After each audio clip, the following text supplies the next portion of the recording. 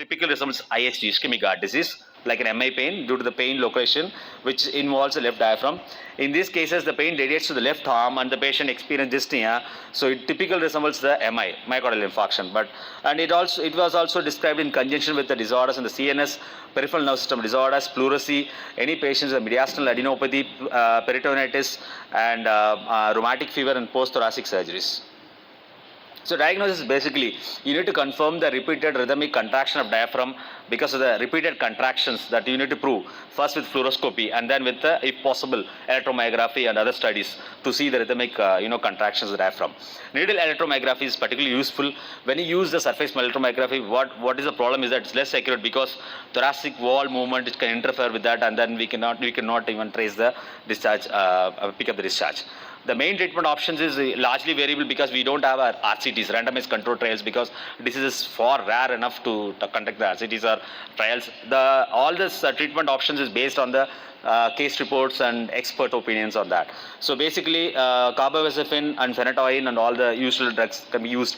And if the patient is having acute pain with all the contractions, we can use a phrenic nerve block with a bupivacaine, or we can use steroids also. Those patients who have a repeated recurrence, so we can just add this VATS-guided phrenic nerve clipping on crush that can be done. So recently, I just came across one paper, like in 2018 chest, the similar case was there, diaphragmatic flutter. They opted, another option is that if the diaphragm is contracting frequently, what we can do is we can give rest to the diaphragm. Okay, so initially they tried pacing and all, but pacing is detrimental. Sometimes what will happen if you do a pace, so once you pace it, what will happen, rhythmic contraction will be there. So that's not the good option. So they give a rest by putting a manual resuscitator.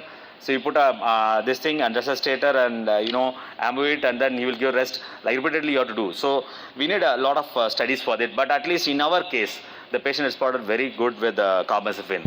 And so we plan for this VATS guided phrenic nerve block also, phrenic nerve crushing and clipping for this case.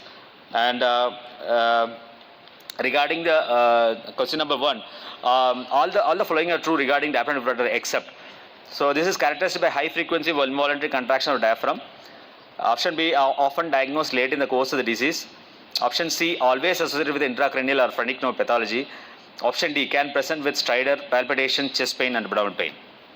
I think there's no voting. I think you can just raise your hand. The same thing what I have discussed. So which of the following is not true regarding diaphragmatic flutter? Regarding option A, that's true, that it's nothing but it's because of high frequency involuntary contraction of the diaphragm. That's correct. And second thing is often diagnosed late in the course of disease. That already I told, because of the non-specific symptoms. There's no typical symptoms are there. Usual mean period is around 18 years.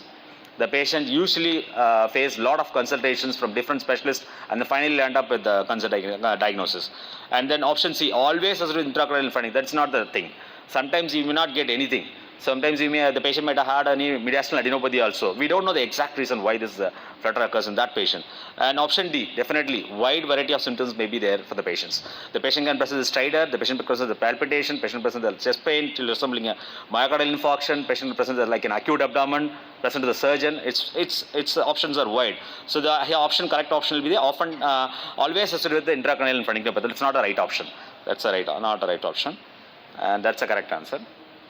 And the next question, I think there's no option. They have put this thing. I have to go next.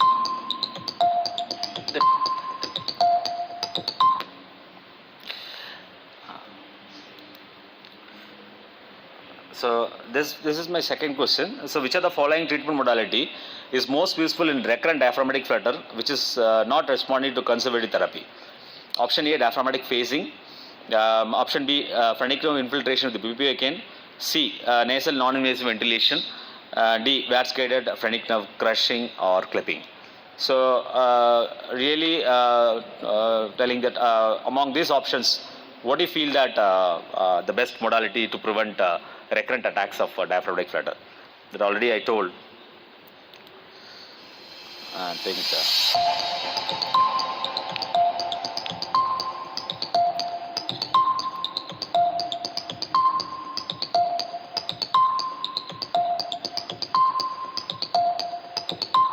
So as of now, the best thing will be the phrenic nerve crushing and clipping that will be there. And there are other options are there. I think we need, because since it's a vague diagnosis, so we need case reports and trials and all to find out what is the best option for this thing. I'll come up. So I got two cases till now.